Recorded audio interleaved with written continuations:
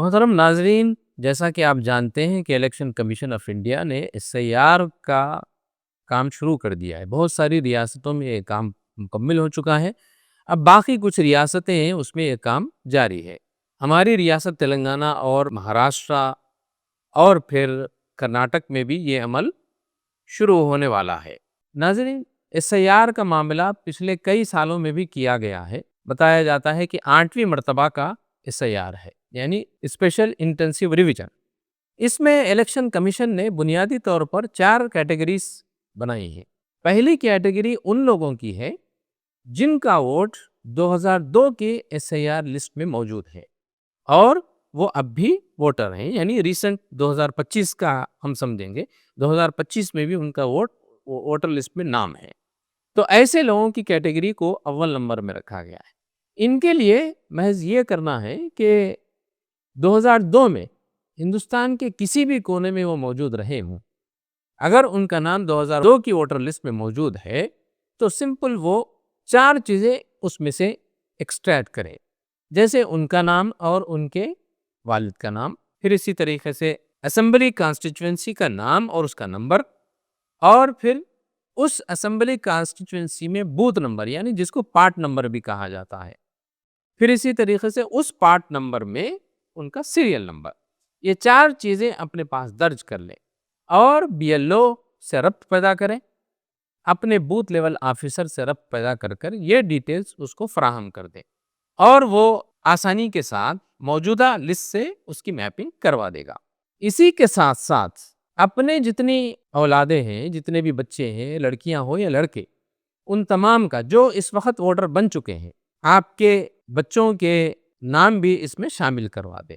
یہ کیٹیگری 1 ہے۔ دوسری کیٹیگری ان لوگوں کی ہے جن کا نام 2002 کی ووٹر لسٹ میں موجود نہیں ہے لیکن 2025 کی ووٹر لسٹ میں موجود ہے۔ ایسے لوگ اپنے والد یا والدہ کے توسط سے ان کے ناموں کے ساتھ اپنا نام میپنگ کروا لے۔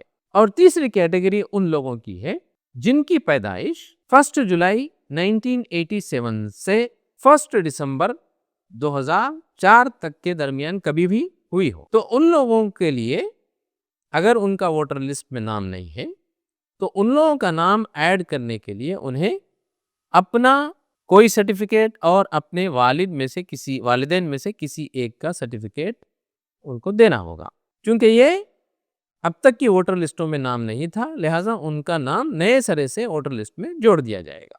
اب چوتھی کیٹیگری ان لوگوں کی ہے جن کی پیدائش 2 دسمبر 2004 کے بعد ہوئی ہے۔ ان لوگوں کو اپنے سرٹیفکیٹس کے ساتھ ساتھ اپنے والدین یعنی دونوں ماں اور باپ کی رہائش کا سرٹیفکیٹ بھی انہیں دینا ہوگا۔ تو یہ بنیادی طور پر 4 کیٹیگریز بنائے گئے ہیں۔ اس وقت تلنگانہ میں اور دیگر ریاستوں میں جو باقی رہ گئی ہیں، میپنگ کا کام چل رہا ہے۔ تو میں تمام آپ لوگوں سے گزارش کرتا ہوں کہ وقت رہتے BLO سے کانٹیکٹ کر کے اس کے پاس جا کر اپنے ووٹوں کی میپنگ کروا لیں۔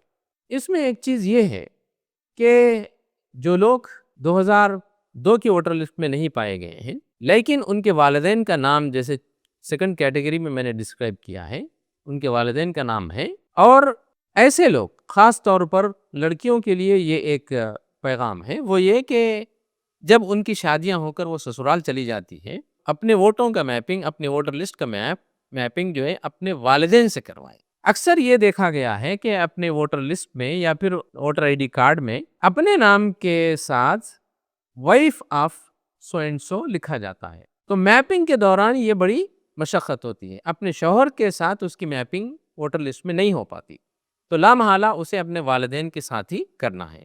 تو اس بات کا خیال رکھیں کہ خواتین اپنے ووٹوں کی میپنگ، اپنے ووٹر لسٹ کی میپنگ اپنے والدین کے ساتھ کروائیں۔